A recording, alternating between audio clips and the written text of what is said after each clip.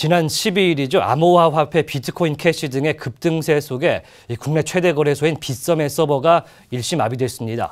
급등락을 반복하는 상황에서 서버가 다운되다 보니까 이용자들이 피해 보상을 위한 집단 소송에 나섰는데요.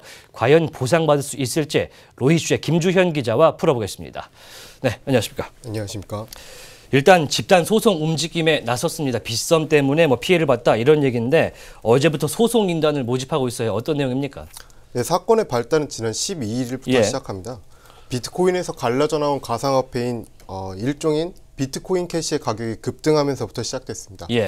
비트코인 캐시의 투자자들이 몰림에 따라서 오후 4시경에는 1 비트코인 캐시당 284만 원까지 이르는 등 급등 양상을 보였습니다. 근데 문제는 여기서부터 발생했는데요. 이 비트코인 캐시의 가격이 이 시점부터 조금씩 떨어지는 양상이 나타난 겁니다. 결정적으로 이 시점에 비트코인 캐시가 거래되던 빗썸이 서버 장애로 인해 서비스가 중단됐고 서버 장애 탓으로 투자자들은 발을 동동 구를 수밖에 없었고요. 서버가 복구된 시간은 1시간 반이 지난 이후였습니다. 네, 상당히 떨어진 이후였을 것 같은데 일단은 손해가 발생했다 이런 얘기를 할 수가 있을 것 같습니다. 그런데 이렇게 하루 평균에 수조 원이 왔다 갔다 하는 암호화 화폐 거래소에서 이런 일이 발생했다는 게 좀 충격적으로 다가올 수가 있을 것 같은데 집단 소송 준비하는 입장에서는 어떤 얘기가 나옵니까? 피해자들은 빗썸 서버 다운 집단 소송 모집이라는 카페를 통해 행동을 같이 하고 있습니다. 어제 저녁 기준 7,100명이 넘는 투자자들이 이 카페에 가입한 것으로 조사됐고요. 이들은 그동안 집단 소송을 위해서 모 법무법인을 통해서 소송 참여자들과 피해 증거를 모집해 왔습니다.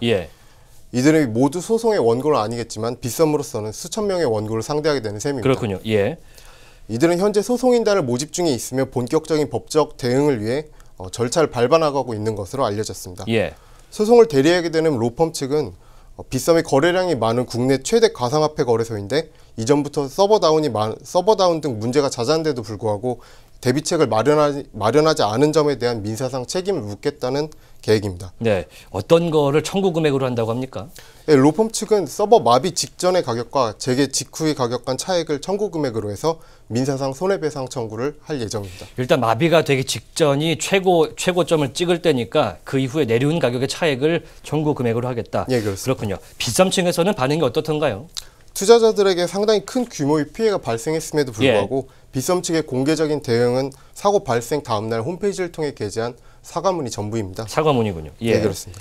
빗썸 측 사과문을 통해서 동시 접속자의 폭주로 서버 장애가 발생했고 앞으로 서버 증설과 시스템 최적화 작업을 통해서 이 같은 문제에 대한 인프라 구축을 진행하겠다고 말했습니다.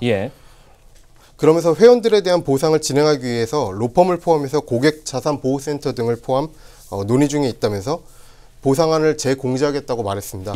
당연히 피해자들의 반응은 회의적입니다. 그렇겠죠. 빗썸이 피해 규모 등에 대한 실태 조사를 진행 중이라고 하지만 이마저도 시간 끌기 온 꼼수라는 지적이 피해자들에게 나오고 있고요.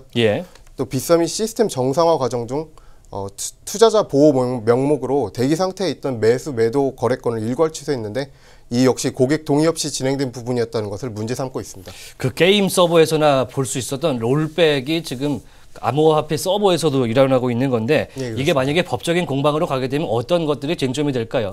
가상화폐의 역사가 짧은 만큼 기존의 판례 역시 턱없이 빈약한 상황입니다. 일단 가상화폐를 물질, 화폐, 투자 상품 중 어떤 것으로 봐야 될지조차 규정되지 않은 상황이고요. 때문에 상황이 미지수입니다만 집단 소송 자체는 충분히 유효하다는 것이 법조계의 인식입니다.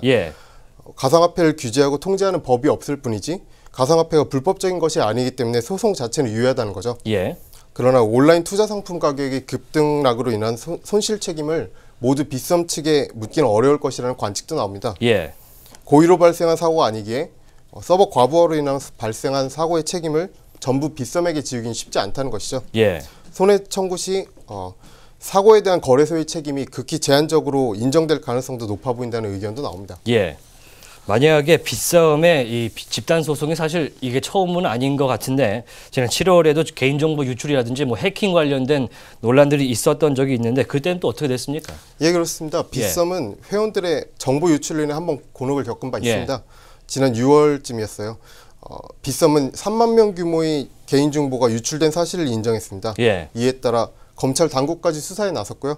빗썸 측은 개인정보 유출이 확인된 회원에게 1인당 10만 원의 보상을 진행하고 유출로 추가 피해를 입은 금액을 전부 보상하겠다고 진화에 나섰지만 예. 피해자들은 냉담했습니다. 예.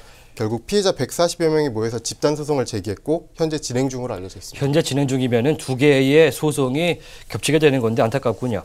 일단 이런 문제점들이 나타나고 있는데 금융당국에서는 뭐 마땅한 대비책이 없을까요?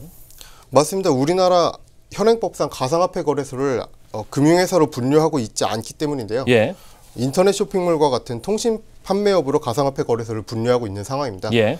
거래소들의 규모는 나날이 거대해져가고 있는데 금융당국의 규제는 전혀 없는 상황이죠. 예. 이에 따라 가상화폐 관련해 규제가 필요하다는 목소리가 나오고 있지만 실질적인 입법 등은 미비한 상황입니다. 예. 현재 가상화폐와 관련해 국회에 발의되어 있는 법안은 민주당 박용진 의원이 발의한 전자금융거래법 개정안이 유일하고요. 예.